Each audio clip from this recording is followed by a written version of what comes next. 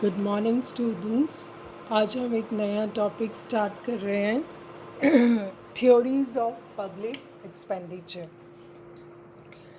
दो तरह की थ्योरीज दी गई हैं पब्लिक एक्सपेंडिचर के लिए, प्योर थ्योरीज और दूसरी हैं जनरल थ्योरीज। जनरल थ्योरीज को हम पॉजिटिव थ्योरीज भी कहते हैं।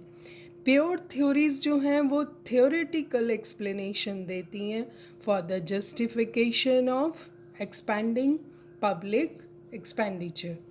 तो और लेकिन जो जनरल थ्योरीज हैं, it attempts to find a predictable long run functional relationship between the certain casual variables of public sector growth।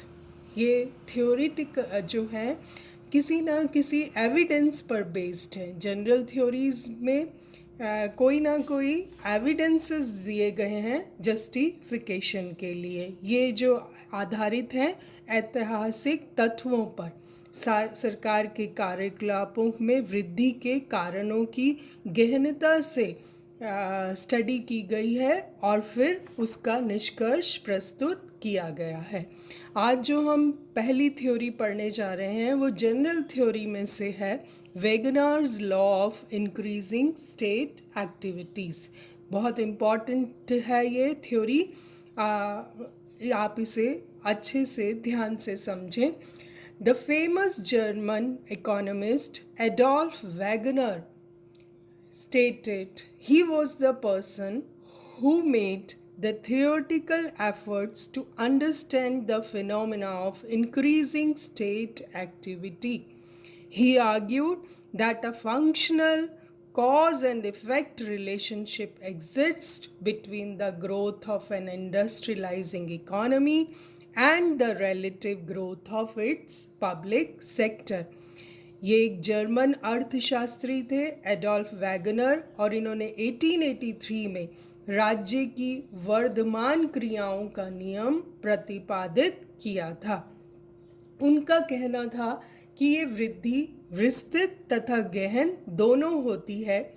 केंद्रीय एवं स्थानीय सरकारें निरंतर कार्य करती हैं और वो पुराने एवं नए कार्यों को अधिक कुशलता और पूर्णता से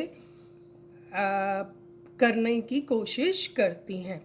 जैसे एक अर्थव्यवस्था की वृद्धि के साथ साथ उसका सार्वजनिक क्षेत्र का भी प्रसार होता जाता है और देश की कुल आर्थिक क्रियाओं के अनुपात में सार्वजनिक क्षेत्र में अधिक वृद्धि होती है, जिसकी वजह से ही सार्वजनिक व्यय बढ़ता जाता है। As per capita income and output increases in industrializing nations, public sector also grows। तो उन्होंने अपनी बात को जस्टिफाई करने के लिए बहुत सारी स्टडीज़ की।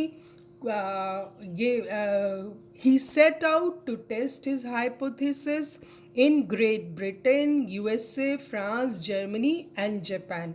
जो उन्होंने स्टडी की इन देशों में, उसके बेसिस पे उन्होंने ये नियम प्रतिपादित किया जिसे हम Wagner's law of increasing state activities के नाम से जानते हैं। ये एक फलनक संबंध स्थापित करता है और उसके उन्होंने बहुत सारे रीजंस भी दिए कि ऐसा क्यों होता है। Now this law is a universal truth. He observed that there was a persistent tendency towards an extensive and intensive functions of the state। Extensive functions कौन से होते हैं? जो relate to coverage of new welfare functions, जिन्हें हम कल्याणकारी programmes कहते हैं। और इंटेंसिव फंक्शंस तो वही हैं, relate to the expansion of traditional functions of the state on a large scale, जो कि एक गवर्नमेंट के ट्रेडिशनल फंक्शंस चले आ रहे हैं वो इंटेंसिव फंक्शंस में आते हैं, और जो नए हैं वो सब एक्सटेंसिव फंक्शंस में आते हैं। उन्होंने बहुत ही डिटेल में कॉजेज़ बताए, causes of application of this law. 3 fundamental functions बताए उन्होंने स्टेट के। सबसे पहले वही ट्रेडिशनल फंक्शन यानी कि डिफेंस, सुरक्षा। दूसरा उन्होंने बताया इंटरनल एडमिनिस्ट्रेशन और तीसरा जस्टिस। तो सबसे पहला फंक्शन जो उन्होंने बताया डिफेंस, जैसा कि जनरली हम पढ़ भी चुके हैं इस बारे में। The coverage and variety of such functions have gradually increased. Defense outlays on men, materials and maintenance have been on rising trend in modern times. इसलिए भी डिफेंस का एक्सपेंडिचर बढ़ता जाता है। दूसरा, expenditure on internal protection and administration with expertise have been become more expensive. Government को बहुत सारी पॉलिसीज़ बनानी पड़ती हैं, उसके लिए उन्हें बहुत सारे एक्सपर्टाइज की ज़रूरत पड़ती है। इस वजह से भी गवर्नमेंट का एक्सपेंडिचर बढ़ता जाता है। सेकंड, उन्होंने बताया कवरेज ऑफ न्यू फंक्शंस। अब जो मॉडर्न गवर्नमेंट्स हैं वो बहुत अवेयर होती जा रही हैं with the growing awareness of its responsibilities to the society. The government started expanding its activities in the field of various welfare measures to enrich the cultural life of the society. अब वो सांस्कृतिक और कल्याणकारी programmes चलाती है जिससे कि लोगों के रहन सहन के स्तर में भी अंतर पड़ता है। New welfare program were design to provide social security to the people. Social security measures जितने भी हैं वो सब सरकार की तरफ से चलाए जाते हैं और this required government expenditure on education, public health, low cost housing, subsidize provisions of foods, agriculture inputs, old age pension, sickness benefits and so on. आपने पिछली क्लासेस में भी पढ़ा कि सोशल सिक्योरिटी मेजर्स एक बहुत बड़ा इशू है आजकल मॉडर्न गवर्नमेंट्स के सामने। How to provide benefits to the vulnerable section of the societies.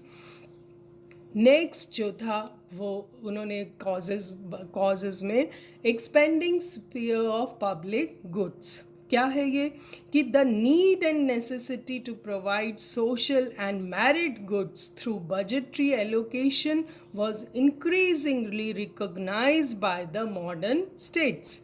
State activities are now extended to areas like irrigation, flood control, project construction and maintenance of public paths, education, healthcare and on overhead capital. कुछ सामाजिक वस्तुओं के अभाव में समाज तथा अर्थव्यवस्था दोनों दुर्बलता का शिकार हो जाती हैं। ऐसा माना जाता है कि विकास के साथ साथ कुछ वस्तुओं की सार्वजनिक वस्तुओं की संख्या एवं महत्व में वृद्धि होती जाती है। इसके अभाव के निवारण की मुख्य जिम्मेदारी किसकी बनती है? ऑफ कोर्स गवर्नमेंट की। सोशल और मैरिड गुड्स हम डिटेल में पढ़ चुके हैं। It is provided by the government of a country. तो ये उसकी जिम्मेदारी है कि जैसे जैसे लोगों की डिमांड बढ़ती है इन चीज़ों को पर भी उनका खर्चा बढ़ता चला जाता है। So this way he has given the causes of application of law. फिर उन्होंने कुछ फैक्टर्स अलग से भी बताए that affect the demand side of public expenditure activities. कि डिमांड साइड को जो अफेक्ट करते हैं वो रीज़न क्या है? अर्बनाइजेशन एंड इंडस्ट्रियलाइजेशन पहला रीज़न दिया उन्होंने। हम इसे भी डिटेल में पढ़ चुके हैं कि जैसे जैसे अर्बनाइजेशन होता है, डेवलपमेंट होता है, प्रति व्यक्ति की आय बढ़ती है तो सुविधाओं की मांग भी बढ़ती जाती है। पलायन होता है गांव से शहरों की ओर, तो प्रति व्यक्ति आय तो बढ़ती ही है विकास से, लेकिन सुविधाओं की डिमांड भी बढ़ती जाती है। Next is structure and composition of the population which determine the demand for educational facilities. Old age pension, old age homes, ये सब भी पॉपुलेशन की ग्रोथ कैसी है, स्ट्रक्चर एंड कॉम्पोजिशन से मतलब है कि किसी देश की पॉपुलेशन में यंग पीपल कितने हैं और ओल्ड पीपल कितने हैं, इस बात पर डिपेंड करेगा। फिर next reason is specialisation of labour and centralisation of administration in both private and public activities की लेबर कितनी स्पेशलाइज्ड है और एडमिनिस्ट्रेशन कितना स्किल्ड है, कितनी फ्लेक्सिबिलिटी के साथ according to the situation change होता है। Thank you so much. कल हम इसे फिर से कंटिन्यू करेंगे।